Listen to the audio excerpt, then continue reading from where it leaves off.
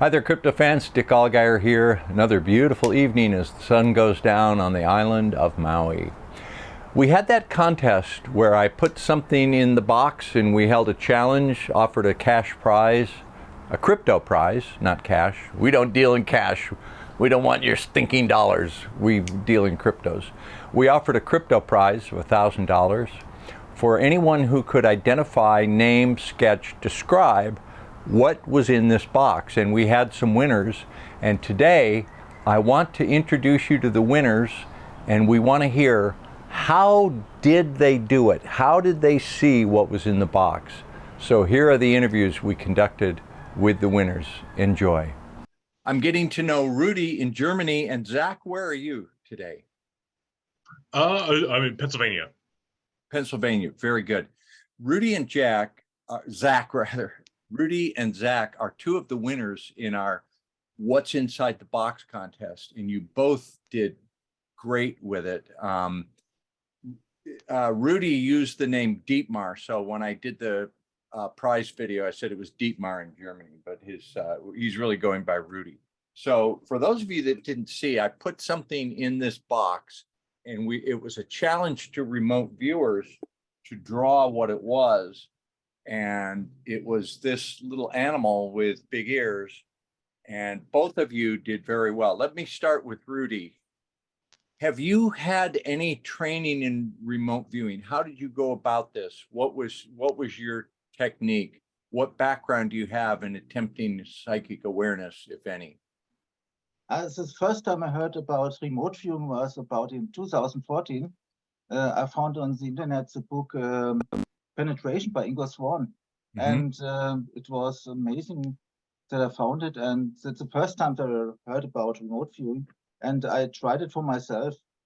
And I bought me a remote viewing self-education book and tried it and the first results were quite impressive. And then it was changed, maybe due to the decline effect. Yeah.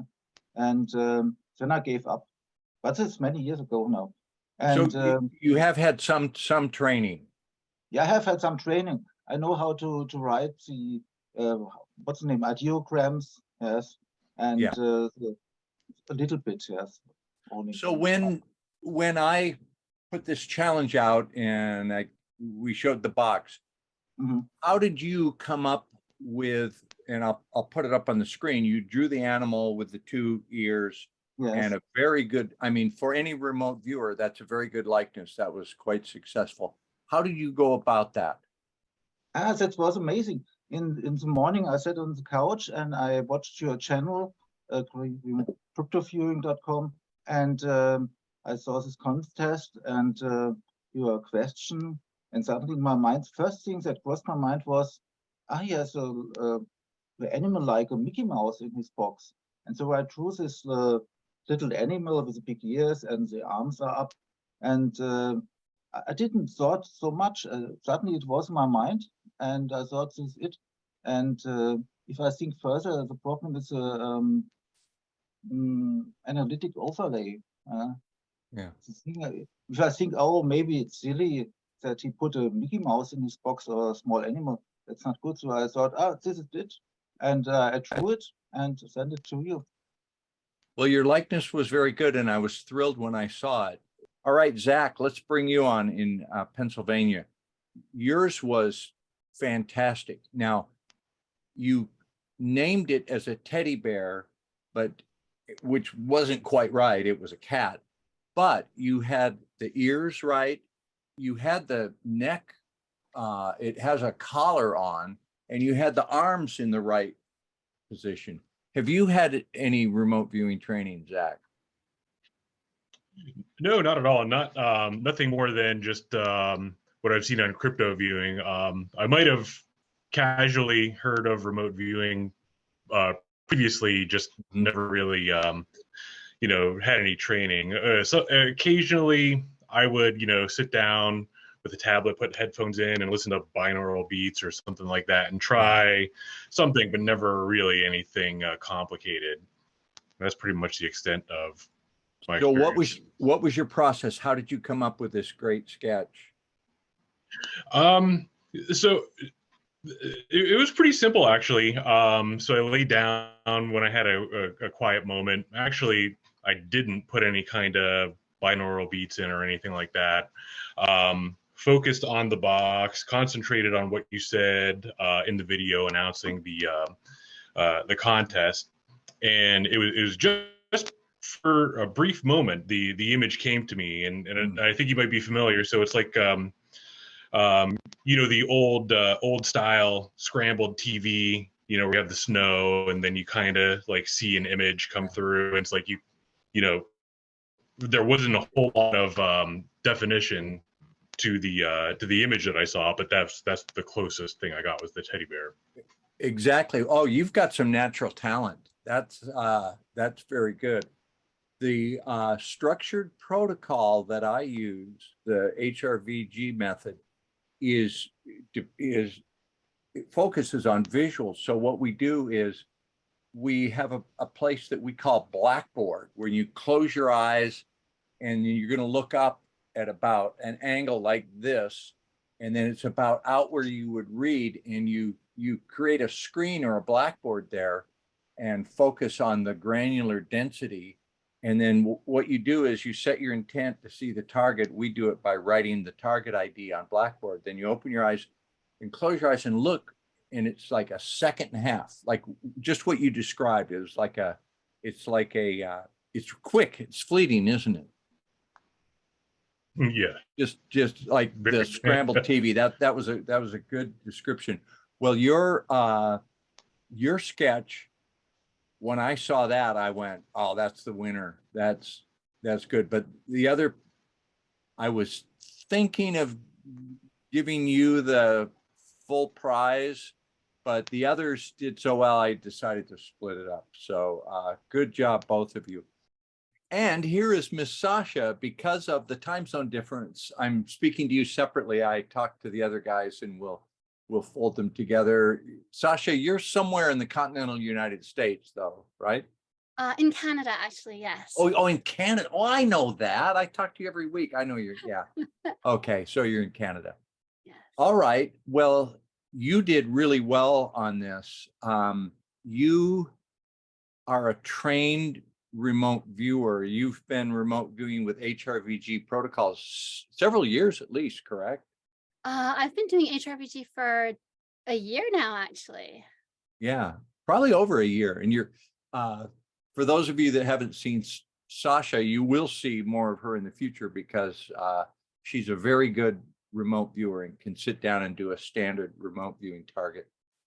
You just, okay, when you did this session in page 1, the second thing you wrote, you said, an Asian good fortune talisman, a wealth in for wealth and good luck. And that was part of the target cue. When I cued it, I wrote, it is Maneki Neko, I think that's the word.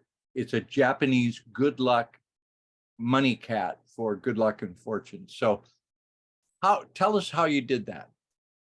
Well, first of all, you didn't do a formal HRVG remote viewing. You just used your skills in a different way. Yeah, I use the skills that remote viewing has developed in me, my abilities. And I want to say this, Dick, in great part thanks to you and your mentorship. I think having that mentorship over the last year has really improved my remote viewing skills to a point where I don't even recognize the work that I'm able to do now when I compare it to the work that I was able to do before this. And so I'm really appreciative for that. And so I sat down, and it's so interesting to me how the data comes through, because I wanted to write good luck charm, but there was something that the target was saying to me, like, the word charm is too Western. I'm Eastern. I'm not a charm. There's something Asian there that was saying, like, no, you're trying to apply this Western terminology, and I reject it. So that really gave me that strong feel of like, no, this is clearly Asian, right? And it came through really clearly in the data. Yeah. So you could have just written that down, send it in, and that was a winner. And then you went on. Was it page 2? You started listing colors, and you said jade green, Chinese red, gold, and black, but only a little bit of black. So again, was the colors an intuitive thing? Yes, and I think from remote viewing, because in HRVG, I've really developed that ability to like probe for colors and probe for sensory data. And so it did, and it was funny how it came through, because again, there was that insistence that it wasn't red, it wasn't scarlet, it was very specifically Chinese red and jade green. And the black, I had seen kind of Japanese black letters script on an Asian temple wall. Yeah, and you drew that in your session. You drew the kanji letters, and you also drew the thing around its neck too. So yeah, you were all over it. People were telling me you should give all the money to Sasha. We gave you the most of them. By the way, did you get your cryptos? I did get my cryptos. Thank you so much. And at a Okay. really good time. This is a good time to be receiving cryptos, because I think we're going to be seeing a bit of a run up in a bit. So I hope you can look at that and go, wow, that bit of cryptos I made for that what's in the box, it's now worth $5,000 or something like that. so. Okay, you also, the numbers, I'm gonna put on the screen what you did, and it was this is a little hard to describe because it's a very advanced protocol. It's a directional ideogram, and what we were trying to get you to do was just point to the area on the dial where the numbers were, and you did that. What did you think when you saw the numbers and saw and all the feedback? What was your reaction? Oh, I was just delighted. I was so excited that I was just all excited and delighted, and I and I had to like share the video with a few friends and be like, look, the magic is real. To describe the protocol for doing a directional ideogram would take me about 20 minutes, and you've been trained in that, and that's why you're the only one that really got that. But the odds of you drawing one direction to one of the numbers is like, okay, 1 in 39. And then the next one is, again, the odds are pretty, that you would do that 3 times in a row are pretty astounding. And Sasha, I think that we could have opened the lock if we would have taken your directional ideograms and tried the 2 numbers or 3 numbers next to that, or the one it pointed to. A couple of them you pointed exactly to it. We could have opened the lock within a few tries. So good job. Thank you so much. Yeah, that technique, it's surprising because it's so fluid. And at that point in my work, I was in the flow. The data, I was clearly feeling like, okay, I'm on target. The data is coming through. And so then there's a spontaneity to it that I think is really interesting, because if you trust it, it seems as though it just flows through you and the motion is correct. As soon as you start doubting or hesitating or overcorrecting, then the errors kind of creep in. Well, you sat down, got your mind right. The first 2 things you wrote were the complete description of the item, the colors, and then the last thing you did, you had your mind right, and you drew lines right to the numbers. Have you gotten your cryptocurrency yet, Zach? Have we? Yes. Okay, so it's in your wallet and you've been paid off. Were you into cryptocurrency before? Are you into crypto? Yes, I've been into crypto for about 6 years now. Oh, okay. So you're doing well. All right. Good. We'll wait for the next run up. All right. Rudy, how about you? Did we transmit the cryptocurrency to you? You're part of the winning? The transaction is still running, and I wrote an email to Ed, and maybe you can check it. Okay, we'll make sure that you we'll make sure you get that. You have my word on that. We'll yes, we'll pick the right cryptocurrency. I'll make sure that gets done, and we'll follow up on that. I'd like to see about, we give classes. I'm going to talk to our trainers and see if we can get you guys in at a scholarship, because you both have some talent. What you drew was close enough to the target that you beat some trained remote viewers. So you both have some talent, and I'd like to keep in touch with both of you. And if you'd be willing to do some training, maybe we'll get you some formal training. Yeah, and I'll, Yeah, sure. without, we're not trying to upsell anything, without charge. I would like to do it like, here, have a few free classes. So we'll be in touch with you guys. LSR in Oregon, correct? Yes. Is joining us, and you drew what you labeled as a figurine. So you had an animal, and it was holding an object with a repeating pattern on it, which you kind of made into a drum, but gestaltically, some type of something holding down with a repeating pattern is very good, and that was an important part of the target. What training have you had, if any, in remote viewing? Have you ever trained in any method? Yeah, well, I haven't trained in remote viewing. I have training in meditation.